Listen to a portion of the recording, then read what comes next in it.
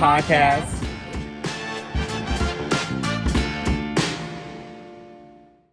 Welcome back to another episode of the Black Cinema Experience Podcast. I'm your girl, JB. And I'm Cameron. And this week we're here with a super short feature on the film Divorce in the Black. Now, just to give you guys some warning, some context to this film, we tried to record this. We did a long version of it. But you know what? There's so many points about this movie that we got lost in the sauce. So we decided to condense that down. Yes. Just give you a couple minutes on our favorite parts, our most favorite characters. Cameron, briefly, what do you think about this film? I don't think about this. The thing is, again, I'm a fan of Tyler Perry for what he does for so many black actors and bringing so much revenue to Atlanta. Again, paying some of these black actors the most they've ever been paid in their career. Mm-hmm. So kudos to that. It's just we got to get some writers in the writer's room.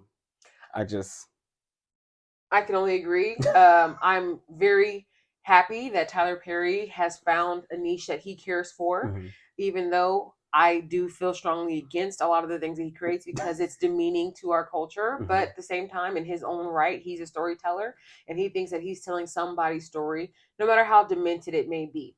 So with that, some of my most outrageous scenes from this movie. Now, again, this movie is starring Meagan Good and Tia Mowry's ex-husband, Cory Hardrict. Hardrict, yeah. Cory Hardrict.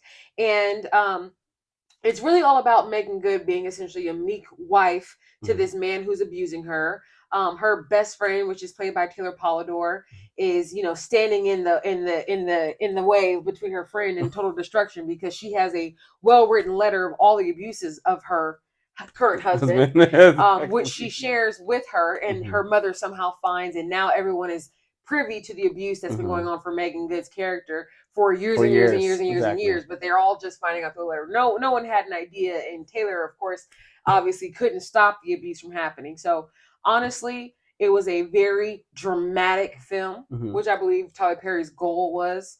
And I mean, watch it for the sake of being outraged. The first 5 minutes includes a funeral scene that's pretty outrageous that will cause anybody to be, flabbergasted. Which is crazy because I feel like he has really good ideas. Like I feel like that funeral scene, had it been executed well, could have been very impactful. Like that's some crazy stuff for you to have the balls or the nerve to take your son's body out of a casket and have him drop. Like that could be really dramatic if done well, but it was just some crazy stuff and a lot of stuff that didn't make sense. Like the fact that Meagan Good was weak, but then also got this strength to drag her ex-husband downstairs, and then got weak at the last moment and had to have her boyfriend help her take him out. It was just a lot of things that just didn't make sense. Her random strong ugly boyfriend, and they made it seem strong ugly cute. He was ugly cute.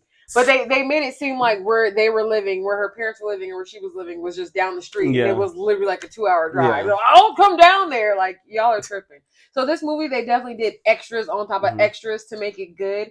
But I would say for what it's worth, score-wise, I would give it a 7 out of 10. Not the best thing I've ever seen from Tyler Perry, but definitely entertaining to watch. Cameron, what's your score? I mean, if we go on a comedic scale, then I definitely give it a 7 too. I'm going to give this a 3. But I do love Tyler Perry. It's a guilty pleasure of mine, all of Medea. I know it's not conducive to the culture, but he's making money. He's helping people. But a 3 out of 10 overall is what you get. It's low for me. Make sure you guys check it out, and feel free to check out the other content on our channel. We are streaming on Apple, Spotify, and YouTube, of course. Thanks again for watching the Black Cinema Experience Podcast.